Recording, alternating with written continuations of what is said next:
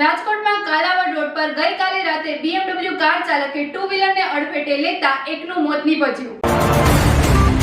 આ ઘટનાને લઈને રાજકોટ પોલીસ ઝોન 2 ના ડીસીપી રાજેશ દેસાઈના જણાવ્યા અનુસાર આરોપી સામે કાયદેસરની કાર્યવાહી હાથ ધરવામાં આવી છે અને તપાસ તેજ ગતિએ ચાલી રહી છે। વધુ સમાચાર માટે જોડાયેલા રહો આરપી ગુજરાત ન્યૂઝ રાજકોટ।